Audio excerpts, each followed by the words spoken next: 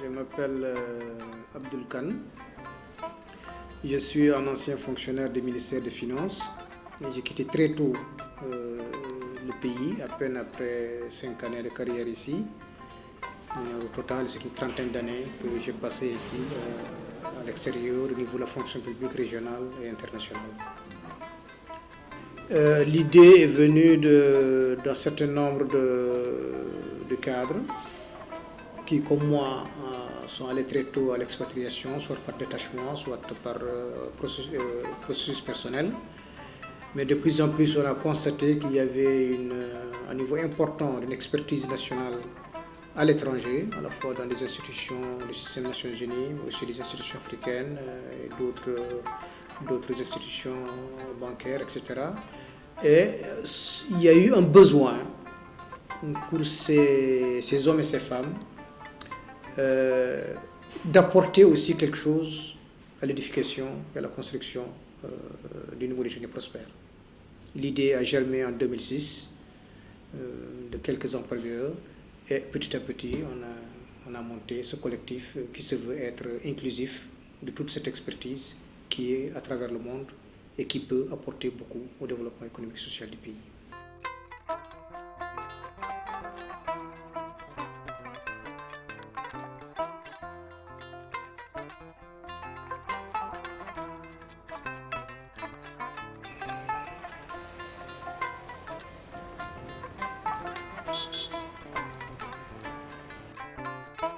Le collectif des cadres mauritaniens expatriés s'est impliqué depuis sa création dans le développement communautaire, et cela durant le séjour à l'étranger ou de retour au pays. Dès 2006, un groupe de cadres expatriés a lancé le collectif des cadres mauritaniens expatriés en faisant appel à leurs valeurs fondamentales de solidarité pour rassembler des ressources destinées à la construction d'infrastructures de base et de structures de formation. La mission est de promouvoir et de faciliter le développement de la Mauritanie en mettant en contribution l'expertise multisectorielle des expatriés. Le CCME vise des objectifs principaux que sont le renforcement du développement de la Mauritanie par l'utilisation des ressources des experts constituent la diaspora, le renforcement, la promotion et la participation à la constitution de la nation fondée sur l'unité nationale, sur la coopération économique et sur l'équité sociale, la promotion et le renforcement de la démocratie, de la tolérance, de la bonne gouvernance, le renforcement des échanges d'informations entre le CCME, d'une part, les autorités gouvernementales, les associations qui sont impliquées dans le développement de la Mauritanie pour la promotion de la population et la préservation de ses droits.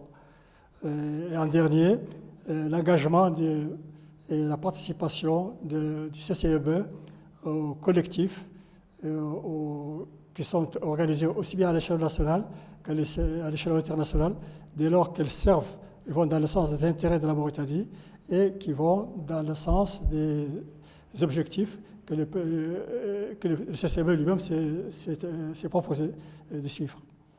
Nous avons pu réaliser un certain nombre d'actions.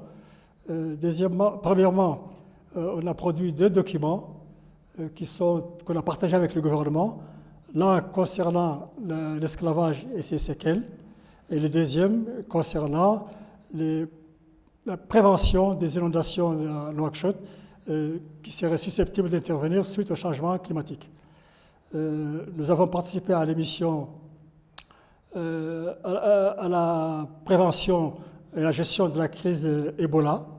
Notre mission consistait à inciter les gouvernements, les autorités gouvernementales à communiquer sur l'état de préparation du pays et en vue de faire face à la crise et la nécessité et l'importance de la sensibilisation pour éviter la contagion.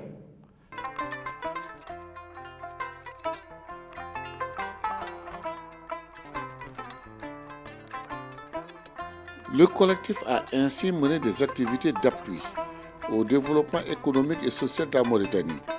C'est ainsi qu'il a remis le 27 novembre 2014 les clés de nouveaux bâtiments construits dans le cadre de travaux de réhabilitation de l'école 1 de Rosso qui était dans un état de délabrement avancé.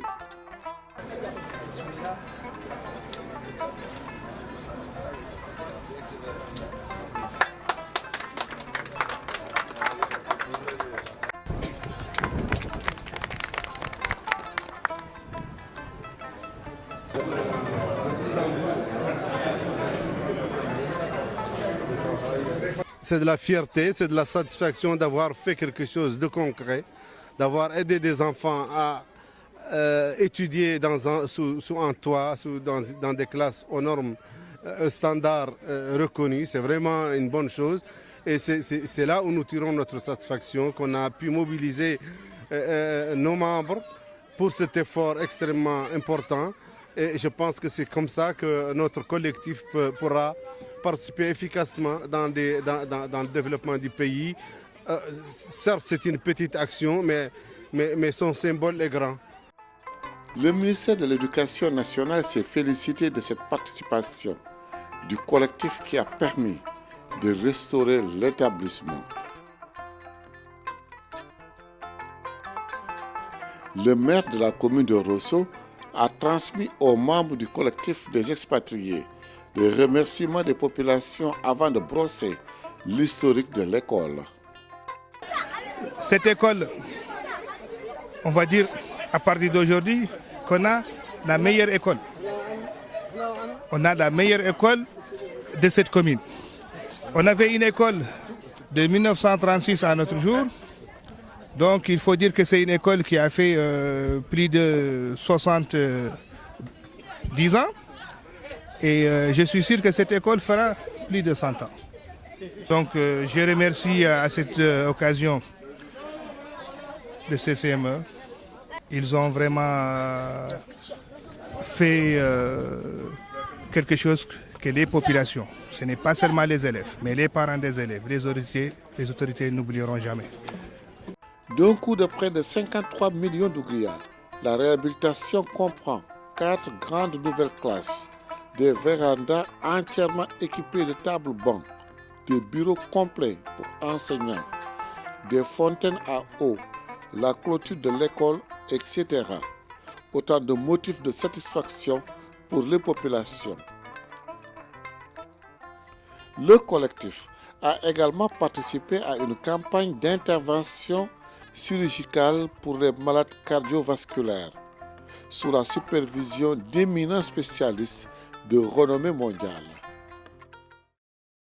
Pour la deuxième fois dans l'année, pour des missions chirurgicales qu'on organise avec le Centre national de cardiologie. Donc c'est pour des missions pour opérer les patients qui sont porteurs de problèmes cardiaques dont la prise en charge coûte extrêmement cher à l'étranger.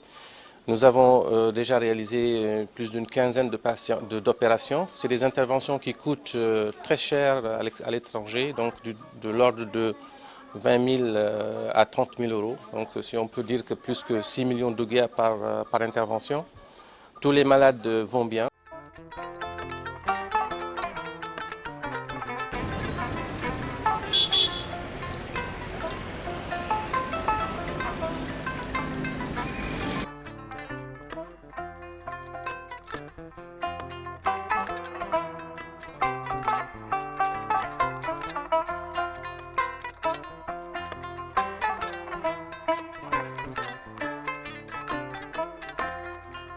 Merci.